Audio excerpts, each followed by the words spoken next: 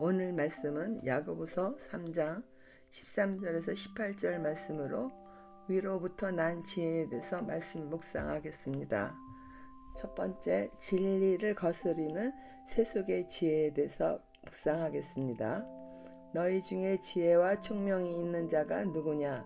그는 선행으로 말미암아 지혜의 온유함으로 그 행함을 보일지니라. 그러나 너희 마음속에 독한 시기와 다툼이 있으면 자랑하지 말라. 진리를 거슬러 거짓말하지 말라.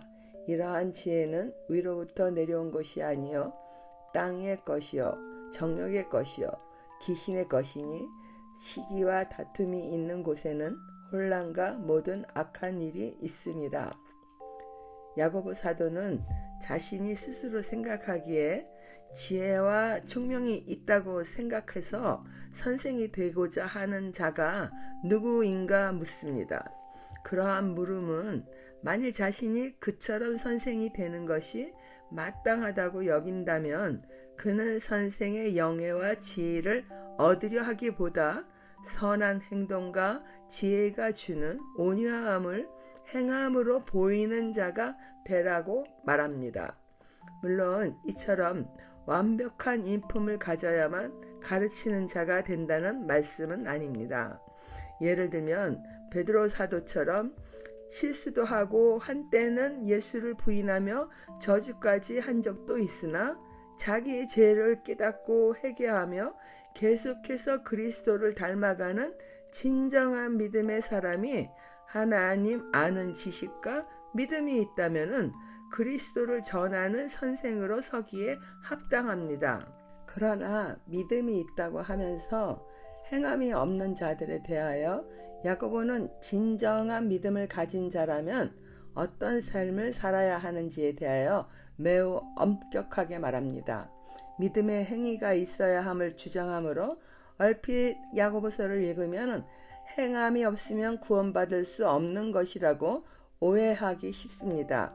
그러나 사도 야고보의 마음은 하나님에 대한 믿음이 있는 만큼 말씀을 행하는 삶을 살라고 권면하는 것입니다.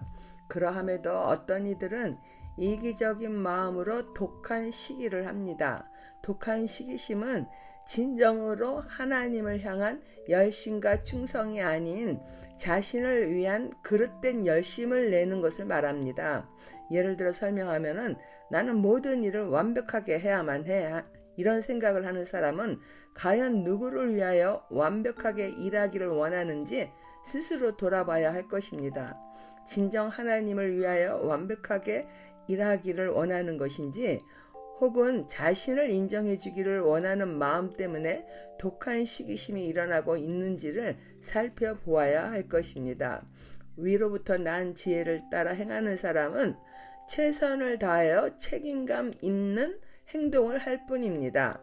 그릇된 시기심은 반드시 다툼을 일으키게 됩니다.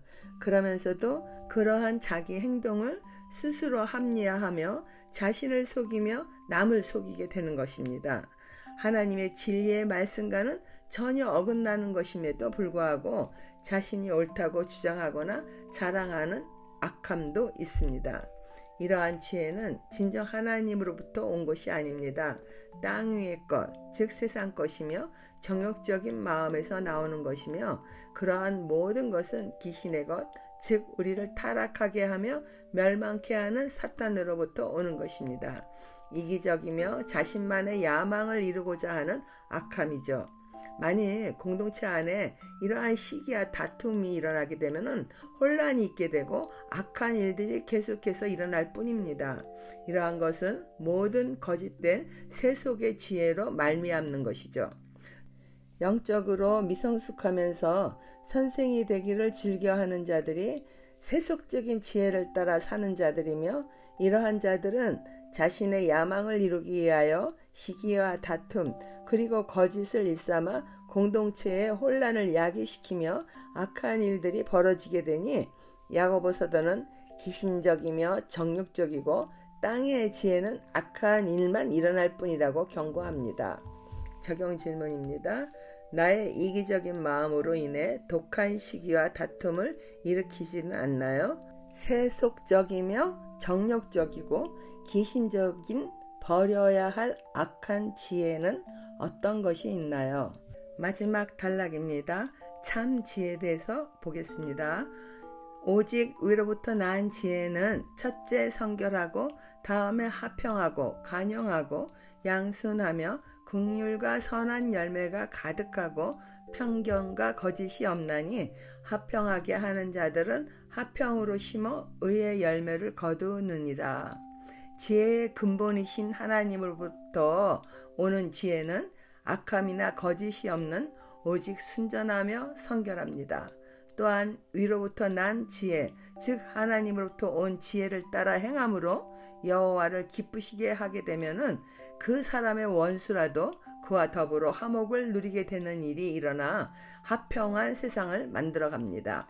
하나님으로부터 온 지혜는 하나님의 성품과 같이 간용을 베풀며 양순하며 자신과 타인에 대하여 긍휼을 베풉니다. 나와 좀 다른 타인으로 인하여 불편함이 있을지라도 하나님이 우리를 긍휼히 여기듯이 하나님의 긍휼의 성품을 따르고자 노력합니다. 그러한 하나님을 닮아가는 성품은 선한 열매를 맺게 되겠죠. 그리고 남에 대하여 쉽게 편견을 갖지도 않고 자신만의 유익만을 구하지도 않습니다. 하나님으로부터 온 참 지혜는 진실함으로 거짓이 없습니다. 하나님의 성품을 배우게 하는 위로부터 난 참 지혜는 땅의 것, 즉 세속적이며 정력적이고 기신적인 거짓 지혜와 전혀 다릅니다.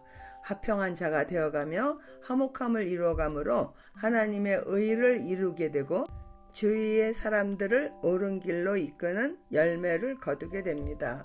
즉 위로부터 난 참 지혜를 따르는 선생들은 어떠한 일에도 흔들림이 없으며 올바른 판단을 하도록 꾸짖지 아니하시고 후해 주시는 하나님의 지혜만을 지속적으로 구하며 가르침을 받는 자들을 유익하게 하여 화평케 한다는 것이죠. 그러한 참 지혜의 삶을 사는 자들은 성결하고 화평하며 양순하여 긍휼한 선한 열매를 거두게 될 것입니다. 적용 질문입니다. 오늘 내 삶의 자리에서 위로부터 난 지혜를 따라 나 자신을 부인하고 십자가를 져야 할 일은 무엇입니까? 기도하겠습니다. 하나님 아버지, 세속적이며 마귀적인 거짓 지혜에 미혹되어 믿음과 반대되는 길에 서는 일이 없도록 인도해 주시길 바랍니다. 위로부터 난 하나님의 지혜로 충만하고 성결하며 화평을 이루는 삶을 살아갈 수 있도록 또한 갈등되는 일이 일어날지라도 그 일에 간용을 베풀며 양순하여 긍휼을 베푸는 삶을 살아갈 수 있기를 힘쓰게 하여 주세요. 예수님 이름으로 기도드립니다. 아멘.